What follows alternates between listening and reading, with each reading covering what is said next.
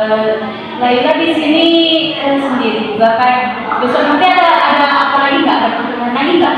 Enggak ada, sekarang udah kosong.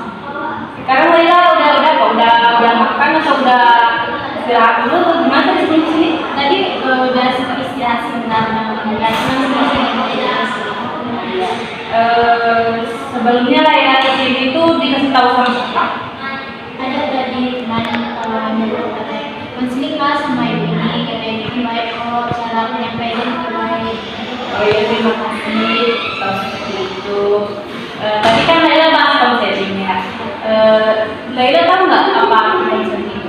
Sebelumnya Laila pernah nggak konseling? Sebelumnya jujur Laila belum pernah konseling, baru pertama kali juga.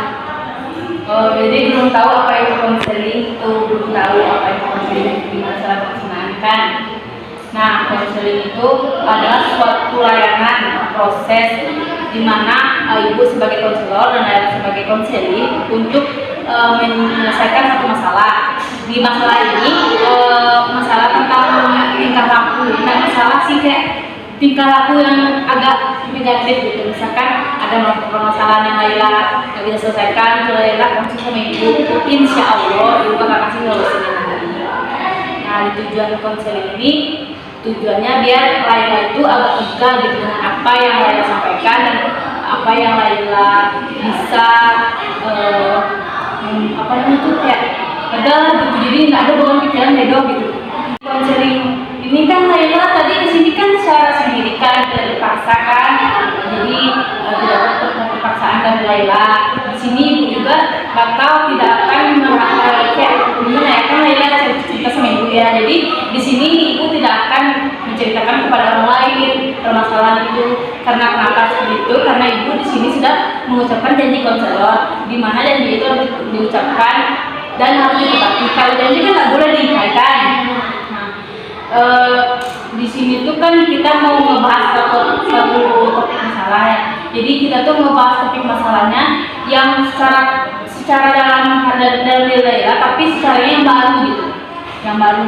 Di sini juga kita menggunakan bahasanya kayak bahasa biasa aja, gitu. Kayak Laila kenal sama ibu kayak gimana, seperti itu aja, kayak biasa aja gitu, kayak nggak usah malu-malu, nggak usah takut gitu. Sekarang apakah Laila ada yang mau diceritakan? Dulu semester 1 lumayan baik kan ya. Tapi kenapa di semester 2 ini kayak malas ngapain, segala macam pembahasan seperti itu semangat. Gimana cara kita meningkatkan lagi cara motivasi kita belajar dulu? Oh baik, jadi Laila nanya gimana cara motivasi belajar kita yang baik itu. Laila di kos sama siapa atau ngekos atau bagaimana? Laila kita sama adik. Oh sama adek. Ade ada nggak sih kayak guru Laila? Laila lu ada nggak? Laila ada nggak? Nggak ada. Jadi Laila sendiri gitu. Atau teman dekat Laila lah, siapa di sini namanya? Di kelas itu ada teman dekat Laila nama siapa? Ada Niken. Nah Niken itu dia rajin nggak kalau ada di kelas? dia kan Nah IPK Niken itu gede nggak? lebih gede. Lebih gede dari Laila. Laila mau nggak kayak gitu? Pengen kan? Nah kalau kita kayak gitu kan kita harus ada pencapaian kan. Jadi di suatu itu kan ada kita pencapaian dia kita seperti tersebut kan. Nah kan pengen tuh lihat kayak gitu. Nih IPK-nya nggak ada mah gitu. Kadang-kadang di jurusan waktu IPK kadang-kadang gua pengen nggak kayak gitu. Jadi kalau misalkan kita kayak gitu kita harus menyesuaikan apa yang kita mau, harus bisa kita merebutnya itu, kayak berusaha dulu kita supaya kita bisa seperti itu. Masalah orang lain bisa kita enggak, kan harus seperti itu kan. Nah di sini Laila bisa nggak sih kayak gimana ya, kayak teman Laila gitu kata Laila. Nah pasti bisa, coba tanamkan dalam diri hati, dalam sebuah hati Laila tuh, aku harus bisa seperti itu, harus bisa seperti dia itu. Jadi agar kayak gimana ya, nanti itu kayak bangga lah gitu orang tua gitu, anak aku paling aku mah gitu di kampusnya gitu, seperti itu. Nah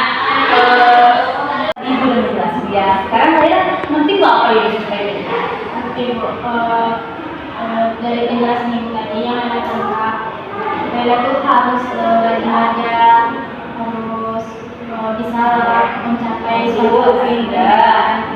Terus selain kita rajin belajar, kita kan pengen tuh mendapatkan apa yang kita maukan. Jadi kita harus apa gitu berproses dulu kan, nah, seperti itu. Jadi di konseling ini apa sih kesan-kesannya untuk Laila bisa dapatkan? Kan tadi itu solusikan gitu. Apa sih kesan-kesannya untuk Laila ke depannya nanti dan bagaimana cara Laila menyikapi itu? pesan dan pesan Laila sih. Pesan Laila tadi bisa Laila jelaskan kembali. Mungkin Laila harus tahu gimana ke depannya, bagaimana jalannya suatu proses. Nah, dia seperti itu. Ibaratkan gini ya, kalau kita mau mencapai sesuatu kita harus ada proses kan, seperti itu. Nah, di apa sebelum nanti kalau ada apa-apa lagi, Laila juga bisa kok konseling lagi ke ibu. Apakah mau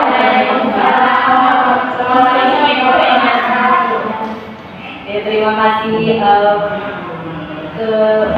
Mungkin sekian konseling